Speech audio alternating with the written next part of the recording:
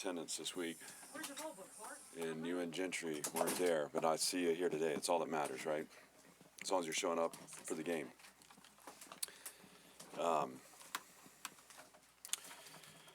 We talked today about this is a game of action, a game of responses, and one of the things coming out of the Alabama game that we felt was we didn't play Vanderbilt football all the way to the finish, and the turnovers were one thing, but just our responses there at the end.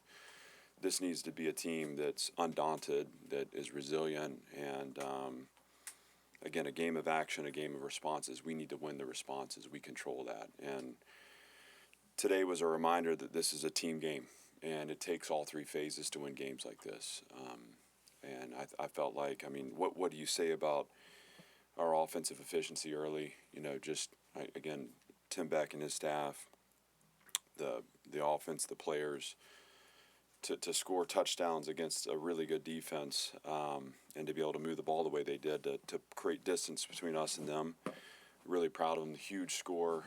Their field goal at the end of half. Huge drive to start the second half. And then defensively, I think there was a lot to like about forcing field goals. Obviously, there were a lot of ways we could close that game out and make it easier on ourselves, but giving up explosive plays and explosive touchdowns was not one of those. And so the explosive touchdown was tough, and we need to tackle better in that situation. I thought the call was right, and we didn't down the ball. And this is a good LSU team. They have explosive skill players, and they made a great play there. Jordan Matthews' play to down the ball that broke out there late, and our defense forcing a field goal was a huge momentum moment for us. And so really proud of the way our defense closed that game out. When the offense took on some water there, some of that was self-imposed, but we got off schedule offensively. We stopped driving the ball. Our defense played shutdown football, and it started up front. I thought our D-line played really well, and then special teams there at the end with a huge return to give us some space to put us in a great starting position to at least go up 2 scores with a field goal. And I thought the way we managed the end of the game, we were able to kneel it out. Anytime you do that, it's a good day. So really good LSU team, really well coached, and today was our day. And I think a lot of that had to do with how we responded, how we stayed together, and how we played Vanderbilt football. Clark, it maybe says the most about today's win, the fact that Vanderbilt is now bowl eligible, and that's not the headline today?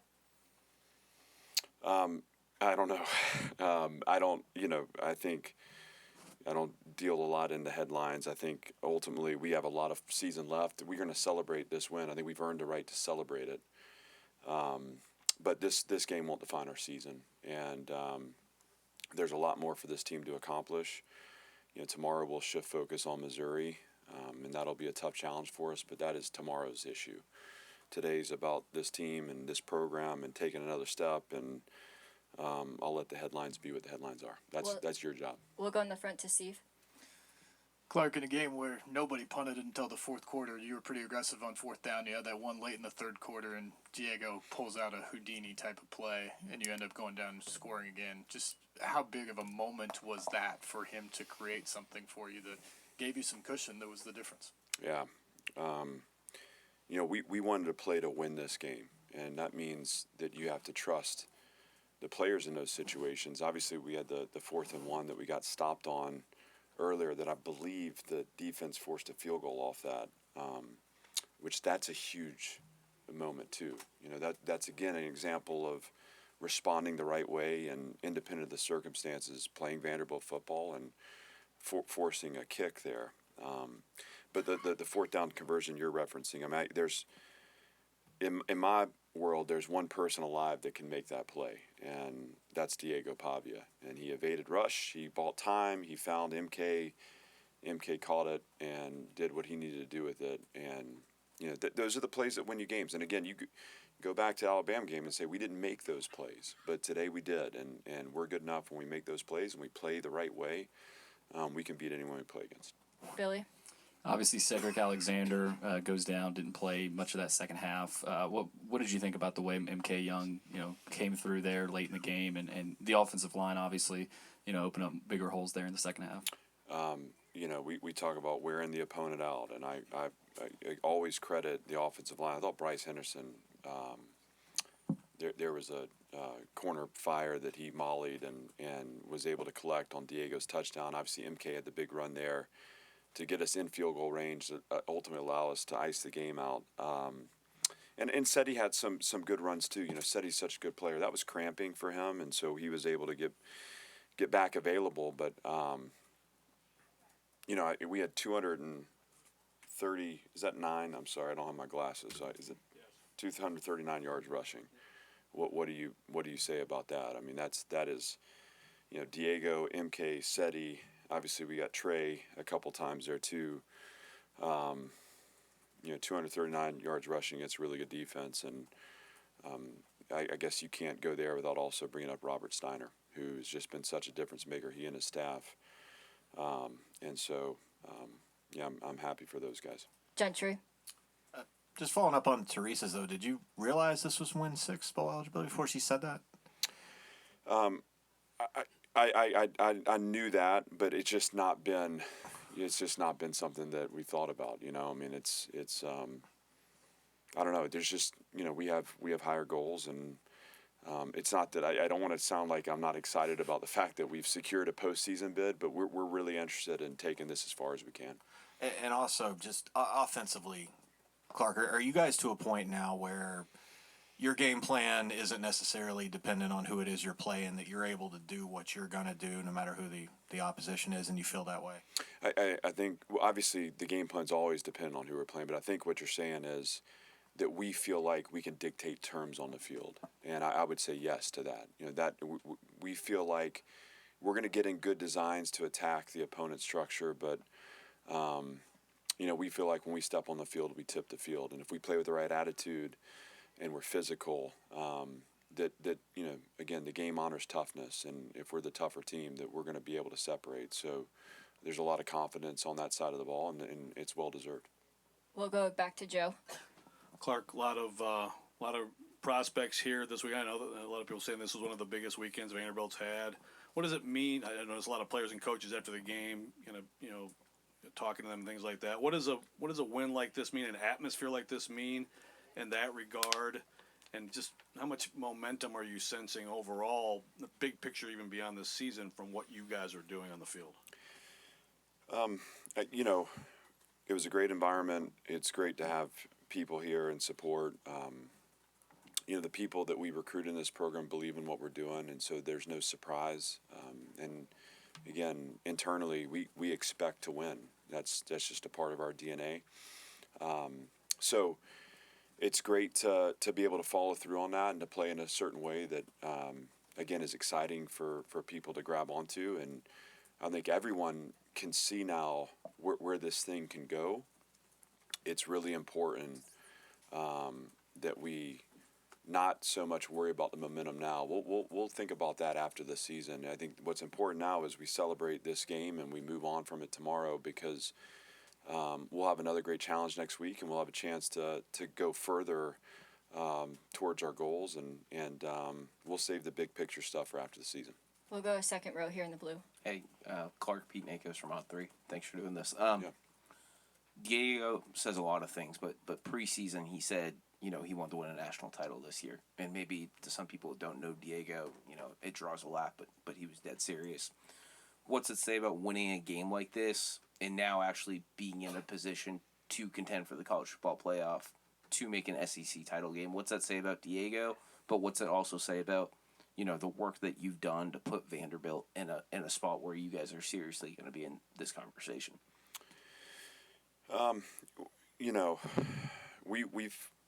There's been a lot of blood, sweat, and tears poured into this. Candace Lee's in here. I mean, she's a huge part of that, right? And you can't talk about our success without starting with leadership. And she's been such an incredible leader for us and opened up opportunities for us to have these moments. And so credit goes to her. Obviously, Chancellor Dearmeyer, who's been just an incredible visionary and is so aggressive in his vision for what Vanderbilt can be as a university, and certainly our football program is a part of that. So we start there.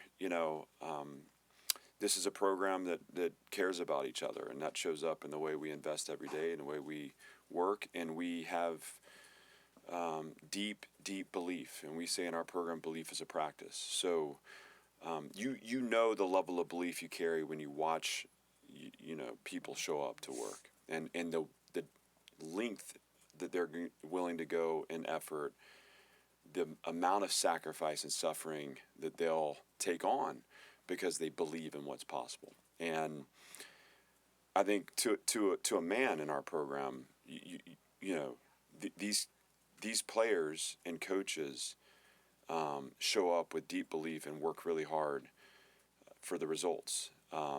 And you mentioned Diego, and obviously Diego's a huge part of the heartbeat of our program. And his confidence is our confidence, and he believes in manifesting, and so he gets sound bites. But at the end of the day, he doesn't say anything that we don't all believe and we don't all act on every single day. And so we celebrate him, but this is the story of a team and a program that is finding external validation through internal investment. And the deeper we go in care, the stronger the brotherhood will be, the more we'll be able to reach for these results and have fun like we did today. Today was just a fun day to compete. We didn't hold it too tight. They played loose, played free, and we get to celebrate as a result. Graham, and then Chris Harris. Coach Cole Spence, typically more so of a blocking tight end. Today, he's your guys' leading receiver with 56 yards and a touchdown. Just what did you make of his performance and just the way he was able to come up so big for you guys? Graham, I'm gonna fight back against the idea that he's a blocking tight end. I think Cole would fight you too on that one. What he does is he plays the game the right way, and he does his job.